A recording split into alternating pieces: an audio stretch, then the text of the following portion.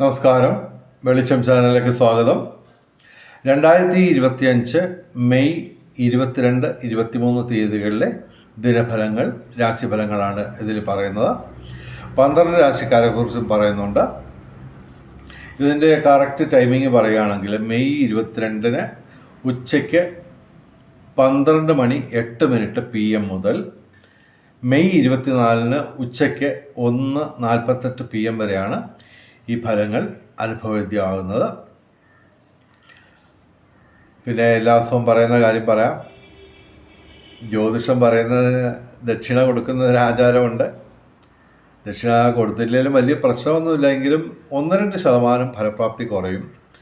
അപ്പോൾ ഞങ്ങൾ പണമായിട്ട് ദക്ഷിണ ചോദിക്കുന്നില്ല, പകരം ദയവായി ഞങ്ങളുടെ ചാനൽ സബ്സ്ക്രൈബ് ചെയ്യുക.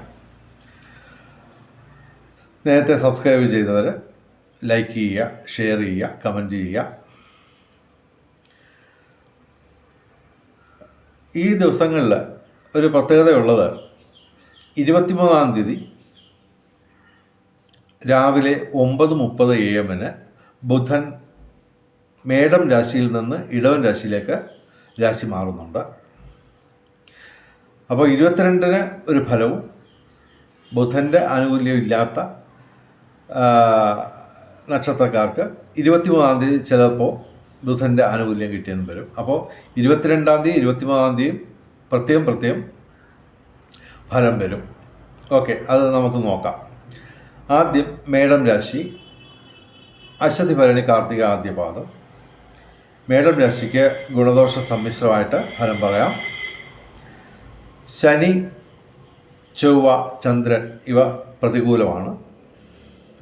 എങ്കിലും സർപ്പം, ശിഖി, ശുക്രൻ, ബുധൻ ഇവയൊക്കെ ഡയറക്റ്റായിട്ട് അനുകൂലമാണ്. 2 ഗ്രഹങ്ങൾ ഗുണദോഷ സമ്മിശ്രമായിട്ട് നിൽക്കുന്നു. എങ്കിലും 3 ഗ്രഹങ്ങൾ, ശനി 12 ഭാവത്തിൽ നഷ്ടസ്ഥാനത്ത് നിൽക്കുന്നു, 7 ശനിയാണ്. ചൊവ്വ പ്രതികൂലമായിട്ട് നിൽക്കുന്നു. ഓക്കെ, ചന്ദ്രനും 12 ഭാവത്തിലാണ്. അപ്പോൾ ഇൻവെസ്റ്റ്മെൻറ്റുകളൊക്കെ, അതായത് പണമിടപാടുകളൊക്കെ കഴിവതും ഈ ദിവസം മാറ്റിവെക്കുക. എങ്കിലും ഇവർക്ക് ശുക്രനും ബുധനും അനുകൂലമാണ് 23-ാം തീയതി. ഓക്കെ, 22-ാം തീയതി ബുധൻ അനുകൂലമല്ല. അപ്പോൾ 22-ാം തീയതി പൊതുവെ ഇവർക്ക് അല്പം ദോഷാധിക്യമുണ്ട്. അതേസമയം 23-ാം തീയതി ബുധൻ അനുകൂലമായിട്ട് വരുന്നു 2-ാം ഭാവത്തിൽ. അപ്പോൾ ഇവിടെ ശുക്രനും ബുധനും 23-ാം തീയതി അനുകൂലമാണ്. അപ്പോൾ അന്ന് 23-ാം തീയതി ഇവർക്ക് വിവിധ സ്രോതസ്സിൽ നിന്ന് ധനവരവുണ്ടാവും. അതുപോലെ തന്നെ കലാസാഹിത്യ രംഗത്തുമൊക്കെ ഉയർച്ചയൊക്കെ ഉണ്ടാവും. എങ്കിലും പൊതുവെ ഈ 2 ദിവസവും ഗുണദോഷ സമ്മിശ്രമാണ്. കഴിവതും ഈ ഇൻവെസ്റ്റ്മെൻറ്റുകൾ, പ്രധാനപ്പെട്ട കാര്യങ്ങളൊക്കെ ഈ ദിവസങ്ങളിൽ നിന്ന് മാറ്റിവെക്കുക. ഇനി ഇടവൻ രാശി എന്ന് പറയുമ്പോൾ കാർത്തിക അവസാന 3 പാദം, രോഹിണി, മകയിരം ആദ്യ 2 പാദം. ഇടവൻ രാശിക്ക് അത്യധികം ഗുണാധിക്യമുള്ള ദിവസങ്ങളാണ്. ഇവർക്ക് സൂര്യൻ മാത്രമാണ് ഡയറക്റ്റായിട്ട് പ്രതികൂലമായിട്ട് നിൽക്കുന്നത്. അതുപോലെ തന്നെ ബുധൻ 2 ദിവസവും അനുകൂലമല്ല, സൂര്യൻ 2 ദിവസവും പ്രതികൂലമാണ്. അല്പം ദേഹാസ്വാസ്ഥ്യം, മനസ്സിന് ചാഞ്ചല്യമൊക്കെ ഉണ്ടാവാം. പക്ഷേ ഇവർക്ക് ശനി 11-ാം ഭാവത്തിൽ, ചന്ദ്രൻ, ശുക്രൻ ഇവയെല്ലാം 11-ാം ഭാവത്തിൽ ലാഭസ്ഥാനത്ത് നിൽക്കുകയാണ്. ചൊവ്വ 3-ാം ഭാവത്തിൽ അനുകൂലമായിട്ട് നിൽക്കുന്നു. വ്യാഴം 2-ാം ഭാവത്തിൽ ധനസ്ഥാനത്ത് അനുകൂലമായിട്ട് നിൽക്കുന്നു. 5 ഗ്രഹങ്ങളാണ് ഡയറക്റ്റായിട്ട് അനുകൂലമെങ്കിലും പ്രതികൂലമായിട്ട് കാര്യമായ ഗ്രഹങ്ങളൊന്നുമില്ല. 3 ഗ്രഹങ്ങൾ ഇവർക്ക് ഗുണദോഷ സമ്മിശ്രമായിട്ട് ഫലം പറയാം. രാഷ്ട്രീയ രംഗത്തും പൊതുരംഗത്തും ഉയർച്ചയുണ്ടാകും. കാരണം ചൊവ്വയും ശനിയും ഇവിടെ അനുകൂലമാണ്. പിന്നെ ദൈവാധീനം പരമാവധി ഉണ്ടാവും. സർവവിധ സൗഭാഗ്യം, സർവകാര്യ വിജയം, വ്യാഴം അനുകൂലമാണ്. ഓക്കെ, അപ്പോൾ വിവിധ സ്രോതസ്സിൽ നിന്ന് ധനവരവുണ്ട്. 11ാം ഭാവത്തിൽ ലാഭസ്ഥാനത്ത് ശുക്രനുമുണ്ട്. അപ്പോൾ വിവിധ സ്രോതസ്സിൽ നിന്ന് ധനവരവുണ്ടാവും. പൊതുവെ ഇവർക്ക് അത്യധികം ഗുണാധിക്യമുള്ള ദിവസങ്ങളാണ്. പ്രധാനപ്പെട്ട കാര്യങ്ങളൊക്കെ ഈ ദിവസങ്ങളിൽ ചെയ്യാൻ ശ്രമിക്കുക. എങ്കിലും 2 ദിവസവും 22, 23 ബുധൻ അനുകൂലമല്ല, സൂര്യനും അനുകൂലമല്ല. തൊഴിൽപരമായിട്ട് ചെറിയ അസ്വസ്ഥതകളൊക്കെ ഉണ്ടാകും. പക്ഷേ ഈ പ്രധാനപ്പെട്ട ഗ്രഹങ്ങളുടെ അനുകൂല ഭാവം കൊണ്ട് ശുക്രൻ, ശനി, ചൊവ്വ, വ്യാഴം, ചന്ദ്രൻ ഇവയുടെ അനുകൂല ഭാവം കൊണ്ട് അല്പസ്വല്പം പ്രശ്നങ്ങളൊക്കെ ഉണ്ടാകുന്നത് നിസ്സാരമായിട്ട് തന്നെ ഇവർക്ക് മറികടക്കാൻ പറ്റും. ഇവർക്ക് അത്യധികം ഗുണാധിക്യമുള്ള ദിവസങ്ങളാണ്. ഇനി മിഥുനം രാശി എന്ന് പറയുമ്പോൾ മകയിരം അവസാന 2 പാദം, തിരുവാതിര, പുണർദം ആദ്യ 3 പാദം. മിഥുനം രാശിക്ക് ഗുണദോഷ സമ്മിശ്രം എന്ന് പറയാമെങ്കിലും ഇവർക്ക് ശനി, സൂര്യൻ, വ്യാഴം ഇവയൊക്കെ പ്രതികൂലങ്ങളാണ്. അനുകൂലമായിട്ട് സർപ്പവും ചന്ദ്രനുമൊക്കെ ഉണ്ട്.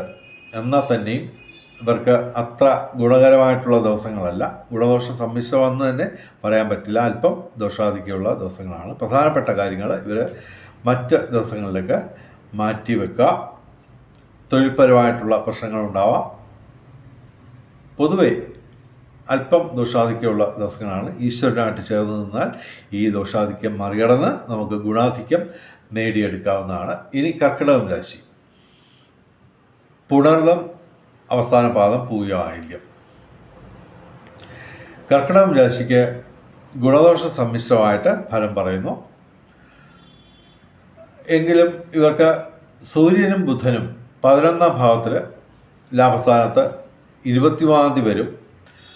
അപ്പോൾ 22-ാം തീയതിയെക്കാട്ടിലും ബെറ്റർ ആയിട്ടുള്ള ദിവസമായിരിക്കും ഇവർക്ക് 23-ാം തീയതി. 23-ാം തീയതി രാവിലെ 9:30 AM ബുധൻ ഇടവൻ രാശിയിലേക്ക്, അതായത് ഇവരുടെ ലാഭസ്ഥാനത്തേക്ക് 11ാം ഭാവത്തിലേക്ക് മാറും. അപ്പോൾ നിപുണയോഗം ഇവർക്ക് ഉണ്ടാവും. തൊഴിൽപരമായിട്ടുള്ള നേട്ടമൊക്കെ ഉണ്ടാവും. എന്നാൽ തന്നെ ഇവർക്ക് അഷ്ടമ രാഹു ശല്യം ചെയ്യും. ചൊവ്വ ലഗ്നത്തിലുമാണ്, വ്യാഴം 12ാം ഭാവത്തിലുമാണ്. അപ്പോൾ അല്പം ദൈവാധീനം കുറവുള്ള ദിവസങ്ങളായിരിക്കും. എങ്കിലും തൊഴിൽപരമായിട്ട് കുറച്ചൊക്കെ നേട്ടങ്ങളൊക്കെ ഉണ്ടാക്കാൻ പറ്റും. എന്നാൽ തന്നെയും കഴിവതും ഈ ദിവസങ്ങൾ നല്ല കാര്യത്തിന് വേണ്ടി, പ്രധാനപ്പെട്ട കാര്യങ്ങൾക്ക് വേണ്ടി മാറ്റിവെക്കുന്നത് ഒഴിവാക്കുക. ഈ 2 ദിവസവും ഇവർക്ക് ബുധൻ അനുകൂലമാണ്. 22-ാം തീയതി കർമ്മസ്ഥാനത്ത് നിൽക്കുന്നു. 11ാം ഭാവത്തിൽ 23-ാം തീയതി വരും. അപ്പോൾ ഇവർക്ക് തൊഴിൽപരമായിട്ടൊക്കെ നേട്ടം ഉണ്ടാകാനുള്ള സാധ്യതയുണ്ട്. എന്നാൽ തന്നെയും അഷ്ടമരാഹു അത് തടയാൻ വേണ്ടി നമുക്ക് സർപ്പക്ഷേത്രങ്ങളിൽ എല്ലാ ദിവസവും പോവുക. ഓക്കെ, എല്ലാ ദിവസവും സർപ്പ വിഗ്രഹ പ്രതിഷ്ഠയുള്ള ക്ഷേത്രങ്ങളിൽ പോവുക. പ്രാർത്ഥനകൾ, മന്ത്രജപങ്ങൾ ഒക്കെ ചൊല്ലുക. അതുപോലെ തന്നെ ആയില്യം ദിവസം 100 പാലും, അതുപോലെ തന്നെ പുള്ളവും പാട്ട് ഇവയൊക്കെ ചെയ്യുക. ചൊവ്വാഴ്ച മുരുകക്ഷേത്രത്തിൽ വഴിപാടുകൾ നടത്തുക. വ്യാഴാഴ്ച മഹാവിഷ്ണു ക്ഷേത്രത്തിൽ വഴിപാടുകൾ നടത്തുക. ശനി ഇവിടെ ഭാഗ്യസ്ഥാനത്ത് നിൽക്കുകയാണ്. ഗുണദോഷ സമ്മിശ്രമായിട്ടുള്ള ഫലമാണ് ശനി തരുന്നത്. എങ്കിലും നമ്മൾ ശനിയാഴ്ച നമ്മൾ ക്ഷേത്ര ദർശനവും മന്ത്രജപങ്ങളും ഒന്നും മുടക്കരുത്. പൊതുവെ ഇവർക്ക് അത്ര നല്ല ദിവസങ്ങളല്ല ഈ ദിവസങ്ങൾ. എങ്കിലും വിവിധ സ്രോതസ്സിൽ നിന്ന് ധനവരവ് പ്രതീക്ഷിക്കാം. എന്നാൽ തന്നെ അതിനൊക്കെ ഒരു പരിധി ഉണ്ടാവും. അത്ര നല്ല ദിവസങ്ങളല്ല കർക്കിടകം രാശിക്ക് ഈ ദിവസങ്ങൾ. ഇനി ചിങ്ങം രാശി, മകം പൂരം ഉത്രം ആദ്യ പാദം. ഇവർക്ക് ഗുണദോഷ സമ്മിശ്രമായിട്ട് ഫലം പറയാം. ചന്ദ്രൻ ഇവിടെ അനുകൂലമല്ല.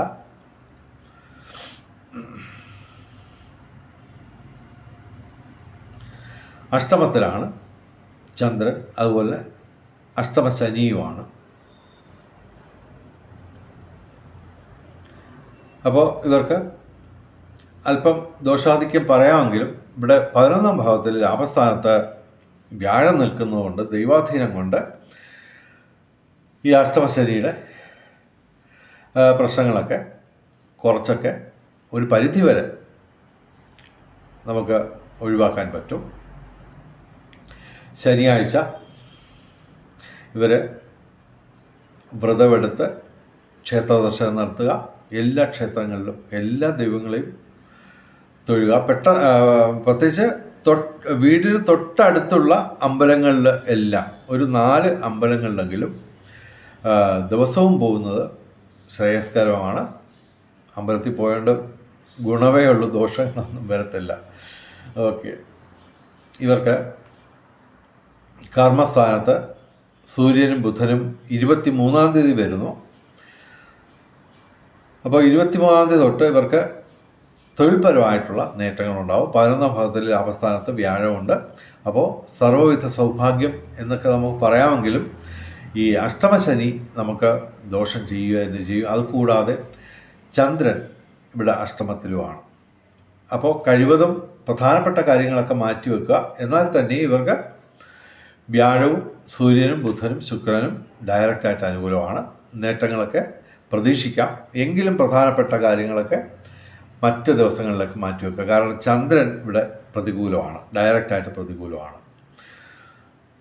ഇനി കന്നിരാശി. കന്നിരാശി എന്ന് പറയുമ്പോൾ ഉത്രം അവസാന 3 പാദം, ചിത്തിര ആദ്യ 2 പാദം. കന്നിരാശിക്ക് ഗുണദോഷ സമ്മിശ്രമാണ്. ഇവർക്ക് ശനി അനുകൂലമല്ല, എങ്കിലും പ്രതികൂലമായിട്ട് മറ്റ് ഗ്രഹങ്ങൾ കാര്യമായിട്ടൊന്നുമില്ല. അതുകൊണ്ട് നമുക്ക് ഗുണദോഷ സമ്മിശ്രമായിട്ട് ഫലം പറയാം. ഡയറക്റ്റായിട്ട് സർപ്പം, ശിഖി, ചൊവ്വ, ചന്ദ്രൻ ഇവയൊക്കെ അനുകൂലമാണ്. 11ാം ഭാവത്തിൽ ലാഭസ്ഥാനത്ത് ചൊവ്വ നിൽപ്പുണ്ട്. നീചരാശിയിലാണെങ്കിലും അത് നേട്ടങ്ങൾ കൊണ്ടുവരിക തന്നെ ചെയ്യും. രാഷ്ട്രീയ രംഗത്തും പൊതുരംഗത്തുമൊക്കെ ഉയർച്ച ഉണ്ടാവും. നിയമപരമായ പ്രശ്നങ്ങൾ ഉണ്ടാവുമെങ്കിലും അതൊക്കെ ഇവർക്ക് മറികടക്കാൻ പറ്റും. പിന്നെ അത്യാവശ്യം ഊഹക്കച്ചവടങ്ങളിലൊക്കെ ഒരു കൈ നോക്കാവുന്നതാണ്. 6ാം ഭാവത്തിൽ സർപ്പം അനുകൂലമായിട്ടാണ് നിൽക്കുന്നത്. ഇനി തുലാം രാശി. ചിത്തിര അവസാന 2 പാദം, വിശാഖം, ചോതി, വിശാഖം ആദ്യ 3 പാദം.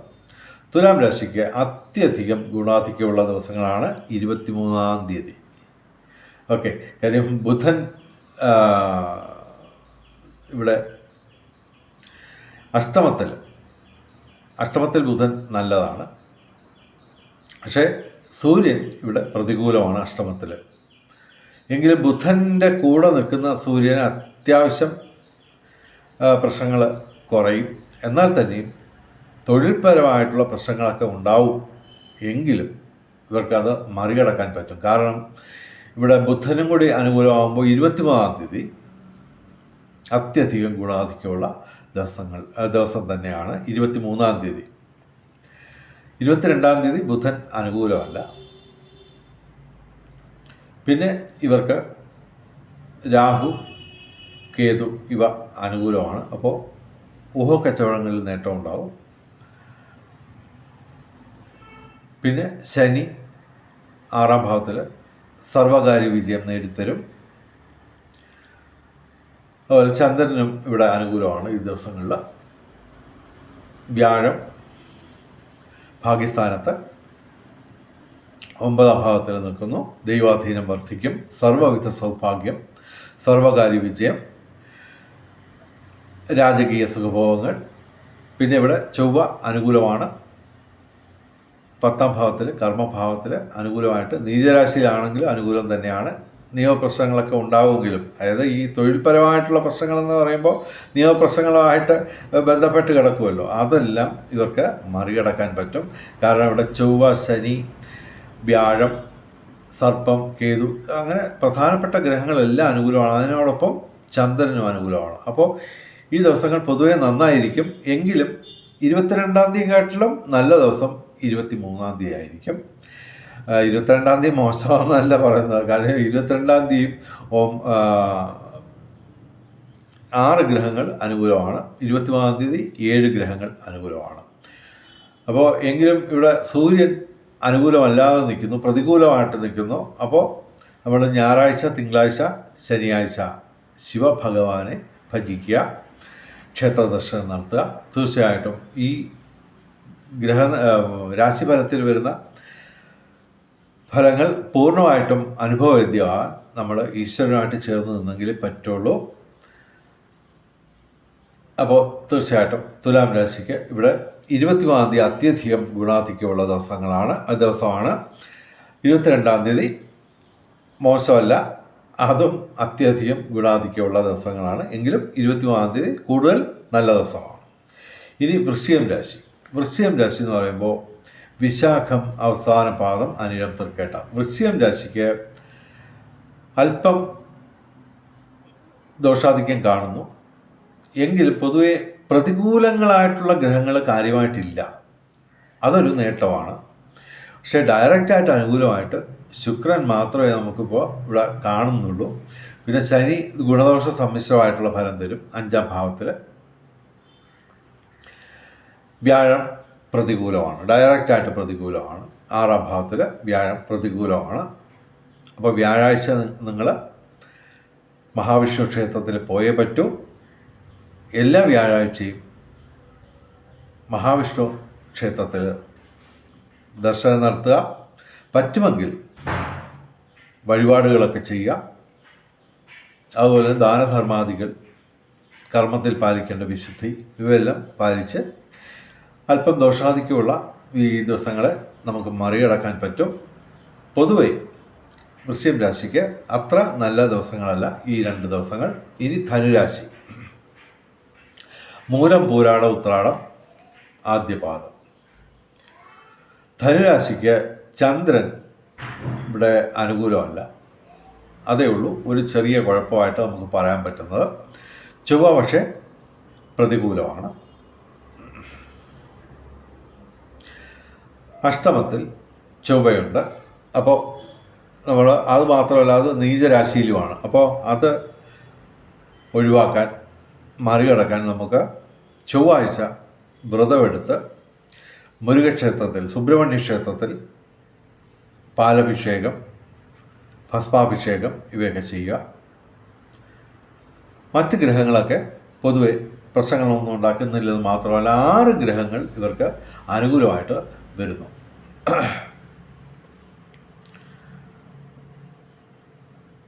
ഇവർക്ക് സൂര്യനും ബുധനും 23ാം തീയതി 6ാം ഭാവത്തിൽ അനുകൂലമായിട്ട് നിൽക്കുന്നു. അപ്പോൾ തൊഴിൽപരമായിട്ടുള്ള നേട്ടങ്ങൾ പ്രതീക്ഷിക്കാം. പിതൃഗുണം, സന്താന നേട്ടം ഇവയൊക്കെ പ്രതീക്ഷിക്കാം. 22ാം തീയതി ബുധൻ 5ാം ഭാവത്തിലാണ്. അത് ശുഭഗ്രഹമാണ്. അതുകൂടാതെ 5ാം ഭാവത്തിൽ ബുധൻ വലിയ ദോഷമൊന്നും ചെയ്യില്ല. എങ്കിലും ഇവിടെ 23ാം തീയതി ബുധൻ അനുകൂലമായിട്ട് വരുന്നു. അപ്പോൾ തൊഴിൽപരമായിട്ടുള്ള നേട്ടം ഉറപ്പിച്ച് പറയാം. അതുപോലെ തന്നെ ഇവർക്ക് സർപ്പവും കേതുവും അനുകൂലമാണ്.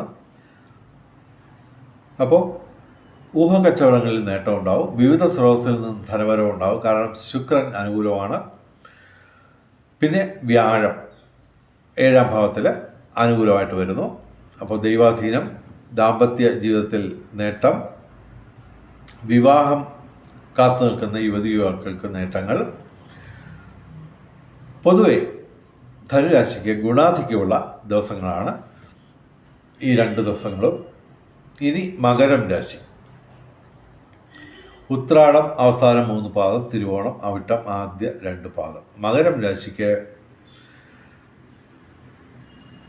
ശനി അനുകൂലമാണ്, ശുക്രനും അനുകൂലമാണ്, മൂന്നാം ഭാവത്തിൽ അനുകൂലമായിട്ട് വരുന്നു, ചന്ദ്രനുമുണ്ട് മൂന്നാം ഭാവത്തിൽ തന്നെ. അപ്പോൾ നേട്ടങ്ങൾ പ്രതീക്ഷിക്കാം. എങ്കിലും നമുക്കിവിടെ വ്യാഴം പ്രതികൂലമാണ്, ചൊവ്വ പ്രതികൂലമാണ്, ശിഖി അഷ്ടമത്തിലാണ്. അപ്പോൾ അങ്ങനെയൊക്കെയുള്ള പ്രശ്നങ്ങളൊക്കെ ഉണ്ട്.